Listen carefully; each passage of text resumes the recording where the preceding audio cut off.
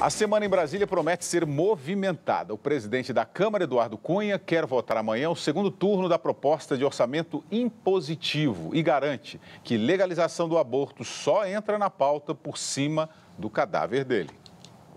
Os presidentes da Câmara e do Senado se encontraram na tarde de hoje para alinhar a pauta de votações nas duas casas.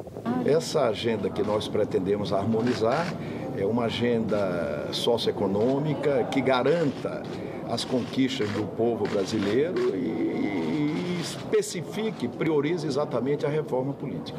Amanhã, a Câmara deve votar, em segundo turno, a proposta de emenda constitucional do orçamento impositivo. Ela obriga o governo a liberar recursos indicados pelos deputados e senadores para atender obras nos redutos eleitorais. O texto também prevê um percentual mínimo de investimentos em ações e serviços públicos de saúde, de forma que metade do valor das emendas seja aplicada no setor. Está em votação o impositivo das emendas individuais. A outra precisa ter a proposta tramitando ainda, né? Isso vai acontecer, que é promessa minha. Também nesta semana, a Câmara deve indicar os membros da Comissão Especial da Reforma Política e da nova CPI da Petrobras. Mesmo depois de se encontrar com a presidente Dilma Rousseff, o presidente da Câmara não deve dar trégua na hora de pautar as votações. Eduardo Cunha tenta emplacar matérias que não agradam ao governo e descarta propostas defendidas por Dilma Rousseff. Em entrevista ao jornal Estado de São Paulo, o presidente da Câmara afirmou que não vai pautar a legalização do aborto, nem que a vaca tussa, e que aborto e regulação da mídia, duas propostas defendidas pelo governo, só passando por cima do cadáver dele. Marco Antônio Villa, boa noite. Boa noite. Boa noite. Qual que é a mensagem do Cunha está dando para o governo? E ele não está sendo um pouco autoritário falando dessa forma, só por cima do meu cadáver? A Casa Congresso Nacional pode ter isso? Eu acho que aí nesse caso houve um certo exagero, mas eu acho que é necessário entender o seguinte, vão concentrar uma artilharia sobre Eduardo Cunha, porque ele é adversário do que o Celso de Mello chamou num dos votos do mensalão de projeto criminoso de poder. Palavra para expressão que não é minha. Quem quiser fazer aquelas pressões que fazem contra a gente aqui, processe o Celso de Mello tal, projeto criminoso de poder. Ele acaba se antepondo a isso. O PMDB virou uma espécie de geni da política nacional. Todo mundo aproveita para jogar alguma coisa contra o PMDB e agora contra o Eduardo Cunha. Eu acho que são duas questões. A questão do aborto vai ter o trâmite lá e, evidentemente, vai chegar uma hora que ela vai ser votada e aí o plenário vai apoiar ou não, depende de que tipo de proposta vai ser apresentada. Tal. Acho que a questão central é a posterior, a questão do controle social da mídia, que isso o governo joga, isso é a proposta do governo mesmo. A questão do aborto para o governo é secundário. O que é central para os marginais do poder? Expressão que não é minha, é de Celso de Mello. Se quiser fazer alguma coisa, faça com ele lá no STF.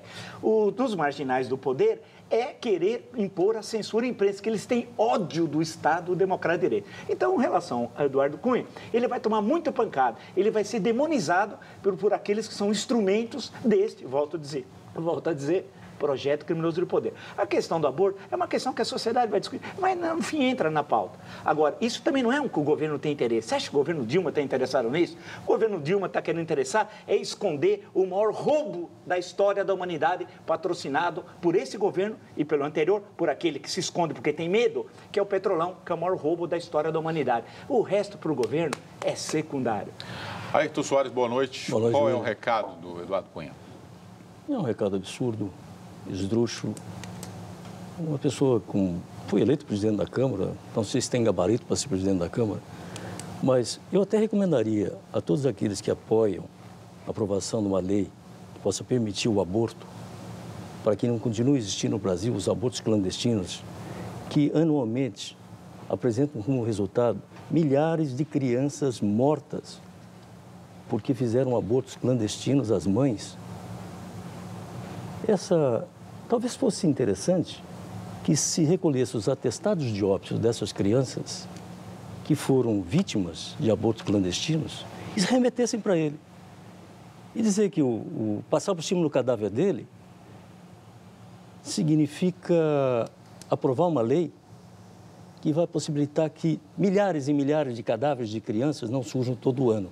Porque o aborto é uma questão de saúde pública no Brasil. O aborto não é uma questão moral, ética, é saúde pública.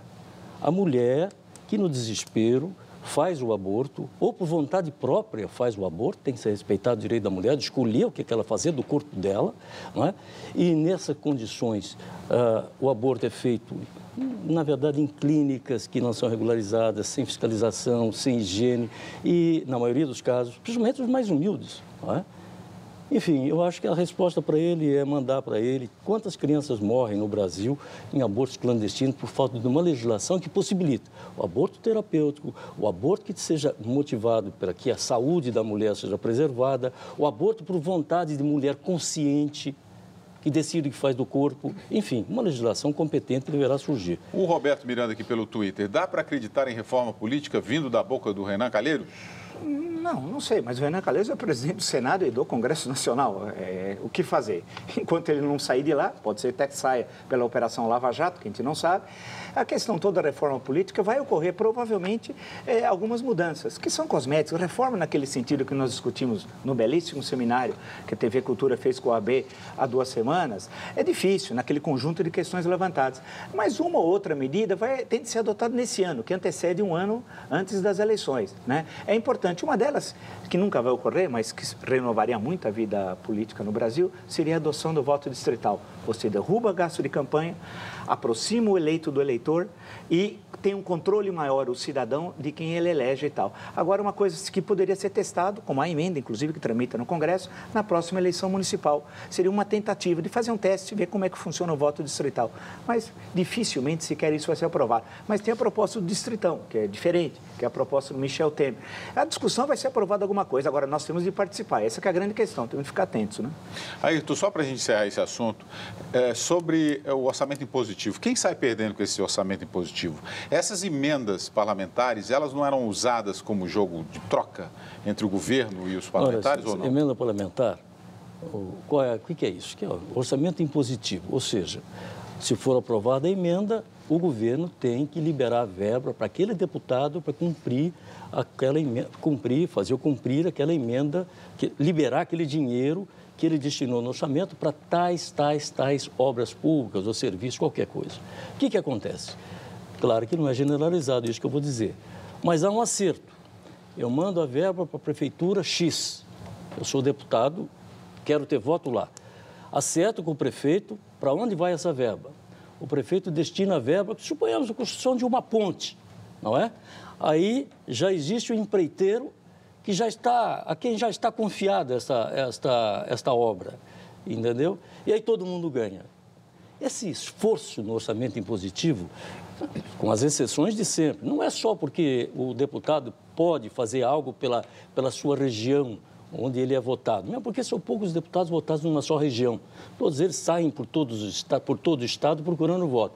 Mas suponhamos que alguém interessado em mandar um dinheiro para a prefeitura da sua cidade natal, onde ele tem a maioria dos votos, se esse dinheiro for mandado e ele tiver ouvida na cidade, quais são as obras prioritárias, o que é uma creche, uma escola, e o processo for limpo, não tenho nada contra isso. Agora, tem que ter alguém que controle isso. Se não é o executivo que libera ou não, que seja o Tribunal de Contas que diga que essa obra pode não ser destinada para aquele fim. Só para finalizar aqui, você falou da regulação da mídia, o Vinícius Braenche está te chamando a atenção. Opa. Regulação da mídia não é censura de conteúdo. Não. É democratizar a comunicação, tirar o monopólio de 5 ou 6 famílias que controlam o Brasil. O governo faz bem estimulando esse debate. Não, o governo tem ódio da liberdade. É bom lembrar que o Mensalão foi denunciado por Maurício Marinho, que foi pego e publicado na revista Veja, mesmo que foi atacada no final do ano, quando disse que Lula e Dilma sabiam, e hoje nós sabemos que eles sabiam, inclusive porque o Lula é o chefe do Petrolão, o chefe da quadrilha, evidentemente, que sabe.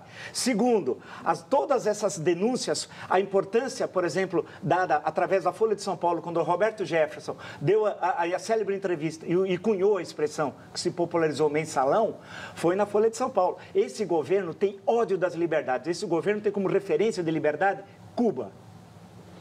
O governo federal... William, só desculpe. Pois não, Ayrton. É que eu tinha me censurado por ouvir o Vila assacar contra o Lula todas essas acusações que ele considera justas. Não vou rebater, não. Não, ele não vai rebater, ele só vai fazer uma observação. Eu quero aguardar que o Procurador-Geral da República faça as denúncias que estão programadas a ser feitas contra os políticos e os que estiveram envolvidos nessa corrupção medonha que ocorreu na Petrobras e continua ocorrendo, como pudemos ver, não é? Eu quero aguardar para ver se, afinal de contas, o Vila vai ter feito um prognóstico positivo e o Lula vai estar lá sendo acusado pelo Procurador-Geral da República, ele e a Dilma. Se o Procurador-Geral da República não acusar o Lula nem a Dilma, vai ser porque ele, Procurador-Geral da República, não viu elementos, pode ser até que não tenham surgido, possam vir a surgir, não viu elementos que pudessem levar. Então, eu não vou manifestar sobre essa questão da participação de Lula e Dilma, até que, como também não falei sobre nenhum outro político que pode estar envolvido, embora tenha ouvido rumores de vários nomes, mas acho melhor esperar a denúncia. E se o Lula for denunciado com a Dilma, seu Vila, parabéns, ele conseguiu fazer um prognóstico positivo. Se o Lula não for denunciado, eu acho que aí o Vila vai ter que dizer por que ele não foi. Aí ele explica. Não é fácil dizer. O processo do mensalão, do impeachment do presidente Lula, Fernando Collor, os dois são muito parecidos, quase que tem dois L's, né? Foi em 1992. Primeiro, dia 2 de outubro, quando ele saiu pela Câmara, foi licenciado, né, da presidência, tal como dispõe a Constituição. Depois, no final de dezembro, assumiu definitivamente o vice-presidente com o presidente Itamar Franco e tal. 2 anos depois, em 1994, ele acabou sendo inocentado por 5-3, o ex-presidente Fernando Collor, pelo STF. São dois processos diferentes. Uma coisa é o processo político, outra coisa é o processo do Supremo. Nem sempre o Supremo se encontrou com a nação. Ao contrário, o Supremo sempre abaixou a cabeça para as ditaduras no Brasil, as várias ditaduras. Então, por exemplo, e vale lembrar que, nesse caso, vai ser julgado não pelo plenário, mas pela segunda turma, que tem somente 4 ministros, cujas sessões sequer são transmitidas pela TV. Por isso que eu disse aqui que eu estou de olho em 2 pessoas. Uma, no Procurador-Geral da República, Rodrigo Janot. Quero ver que denúncia ele vai fazer. Não é aquela que o Antônio Fernando fez em 2005. Quero ver agora. E outro, no relator, Teori Zavascki. Agora, eu tenho plena consciência, eu queria que o Lula tivesse caráter, e ele não tem, de vir discutir publicamente essas questões. Porque um escândalo dessa proporção, ou a gente tem honra, como eu disse a semana passada, usando até uma expressão machista, honrar as calças que veste, mas é isso. Quem desviou bilhões que a gente abre dos jornais, o Vacari ele andando com a mochila, sendo chamado de moche, carregando dinheiro, a gente vai o quê? Vai abaixar a cabeça? A gente tem dignidade, nós temos a espinha ereta. Nós não se ajoelhamos para marginais do poder. E eu quero que ele venha publicamente e se defenda.